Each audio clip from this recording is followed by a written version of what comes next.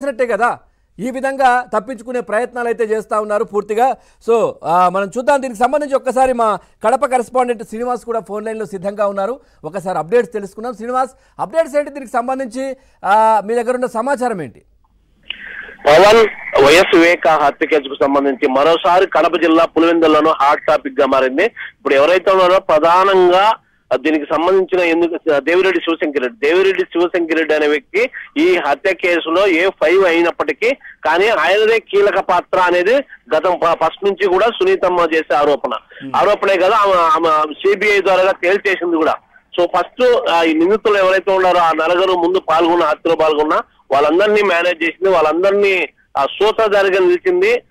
అంటే ఎంపీ అవినాష్ రెడ్డి కుటుంబానికి వీళ్ళకి ఎవరైతే ఉన్నారో ఈ నిందితులకి మధ్య ఆ మొత్తం సూత్రధారి వ్యవహరించి ఒక డబ్బులు కావచ్చు, అన్ని విధ ఆయుధాలు కావచ్చు, మొత్తం నడిపించింది కథ అంతా ఆయనే. మొత్తం దేవిరెడ్డి శివశంకర్ రెడ్డి అనేది మొదటి నుంచి ఉంది. సో దేవిరెడ్డి శివశంకర్ రెడ్డి అరెస్ట్ అయిన ఎన్నోసార్లు బెయిల్ ట్రై చేశారు. సునీతమ్మ మాత్రం ఇప్పుడు కూడా కోర్టులో బెయిల్ పిటిషన్ దాకా అతనికి బెయిల్ ఇస్తే, ఎందుకంటే అతను కీలక పాత్ర ఈ హత్యలో దేవిరెడ్డి శివశంకర్ రెడ్డి కీలక పాత్ర సునీతారెడ్డి మొదటి నుంచి చెప్తూ వస్తుంది. ఆ సునీత కుటుంబ సభ్యులందరూ కూడా ఆయన తరపు లాయర్ల ఆరోపణలు కూడా అసలు ఏవైతే ఉన్నాయో ఆ రోజు చనిపోయిన రోజు, హత్య జరిగిన రోజు ఆ సాక్ష్యాధారాలను తుడిచివేసినంత మాత్రం ఎలా అవుతారనేది వాళ్ళు ఎదురు ప్రశ్న.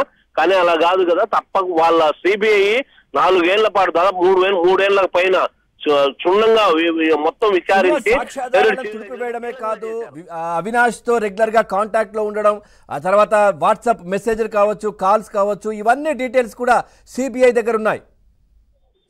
మొత్తం CBI ఆ రోజు పవన్ గారు మొత్తం ఆ రోజు CBI తేల్చింది ఏంటంటే ఈ మొత్తం ఫోన్స్ టాపిక్ మొత్తం ఎంత ఇక్కడి నుంచి ఎక్కడ సిగ్నల్స్ వచ్చాయి, ఎక్కడ ఏమేమి వాట్సాప్ లో ఉన్నాయి, మెసేజ్లు ఏంటి, శివశంకర్ రెడ్డి అవినాష్ రెడ్డికి జరిపిన సంభాషణ ఏంటి, భాస్కర్ రెడ్డి శివశంకర్ జరిగిన సంభాషణ ఏంటి, వాళ్ళు ఎటువైపు వెళ్ళారు, శివశంకర్ రెడ్డి ఏ ప్లేస్ లో ఉన్నారు, వీళ్ళు నిందితులు ఆ రోజు హత్య జరిగిన తర్వాత భాస్కర్ రెడ్డి ఇంటి వైపు వెళ్ళారు, ఆ తర్వాత శివశంకర్ రెడ్డితో చర్చించారు.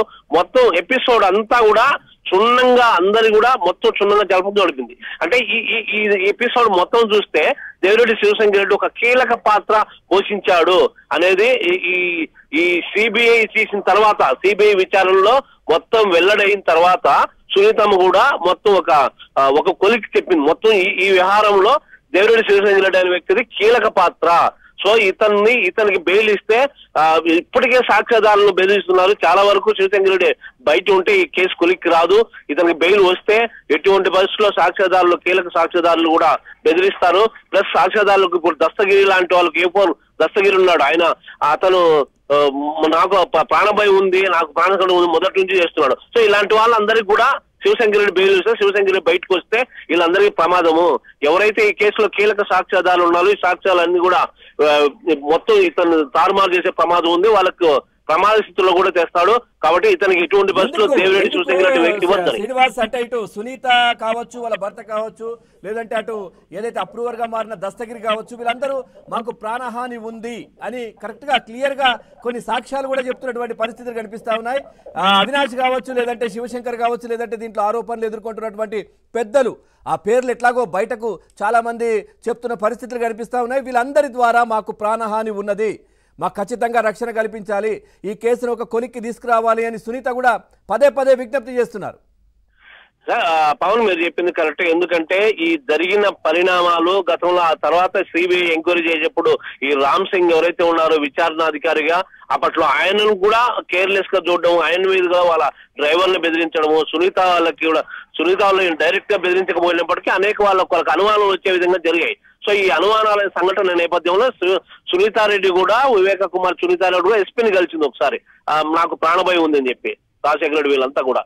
తర్వాత దస్తగిరి అనేసార్లు ఇతను కీలక సూత్రధారి కాబట్టి, కీలక సాక్షి కాబట్టి దస్తగిరి ఇతను కూడా అనేక సార్లు ఎస్పీని కలసడం జరిగింది. అతనికి ఇప్పటికి కూడా సెక్యూరిటీ ఉంది. వీళ్ళంతా కూడా గతంలో జరిగిన పరిణామాలు అంటే ఈ దేవిరెడ్డి శివశంకర్ రెడ్డి ద్వారా కావచ్చు, ఎవరైతే బయట ఉండి నడిపిస్తారో వైసీపీ శ్రేణుల ద్వారా కావచ్చు, వీళ్ళంతా కూడా ఈ కేసులో ఎంత స్థాయికైనా పోతారు, ఏమైనా చేయగలరు అనేది మొదటి నుంచి వీళ్ళందరికీ ఉన్న ఒక, ఎందుకంటే వీళ్ళు చేసిన కొన్ని పరిణామాలు ఉన్నాయి. సో వీటన్నిటిని బట్టి ఈ సునీత మేడంకి కావచ్చు, ఈ దస్తగిరికి కావచ్చు, వీళ్ళందరికీ కూడా ప్రాణభయం ఉంది. నిజంగానే ఇప్పటికి కూడా ప్రాణభయం ఉంది చెప్పి పదే పదే చెప్పుకుంటూ వస్తున్నారు. సో ఈ నేపథ్యంలో దేవిరెడ్డి శివశంకరెడ్డి అనే వ్యక్తి కీలక సూత్రధారి.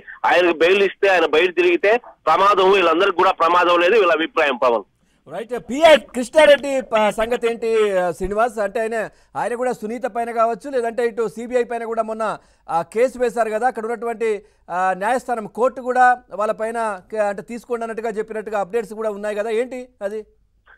పవన్ పిఏ కృష్ణారెడ్డి దాదాపు ఇలా 25 ఏళ్లుగా వివేకానంద రెడ్డి దగ్గర పిఏగా పనిచేస్తాడు. అయినప్పటికీ ఈ కేసు మలుపు తిరగడంతో అవినాష్ వెంట నడిచినట్టు మనకి సమాచారం ఉంది. ఎక్కువ అవినాష్ ద్వారా నడచడంతో అవినాష్ వీళ్ళని నడిపిస్తూ ఆయనకు రివర్స్ కేసులు పెట్టడం అనేది ఇటీవల మనం చూసాం. రివర్స్ కేసులు అంటే ఆయనకి మొత్తం, ఎందుకంటే విచారణ భాగంలో ఎవరైతే ఉన్నారో రామ్ సింగ్ ఆయన నిష్పక్షపాతంగా విచారణ చేశారు, అది అందరికీ తెలిసిన విషయమే. సో అంత చేసినప్పటికీ ఎందుకంటే పిఏ కృష్ణారెడ్డి అనే వ్యక్తి వివేకానంద రెడ్డి అనే వ్యక్తి దగ్గర ఆ హత్య జరిగినప్పుడు కావచ్చు, అంతకుముందు నైట్ వదిలిపోయినప్పుడు కావచ్చు, చాలా కీలక వ్యక్తి. ఎందుకంటే చాలా పర్సనల్ కాబట్టి అటువంటి వ్యక్తిని ఒకసారి కాదు పదే పదే పిలుస్తారు. అది సర్వసాధారణం. అట్లా పిలిచినంత మాత్రం నన్ను బెదిరించారు ఈ కేసులో.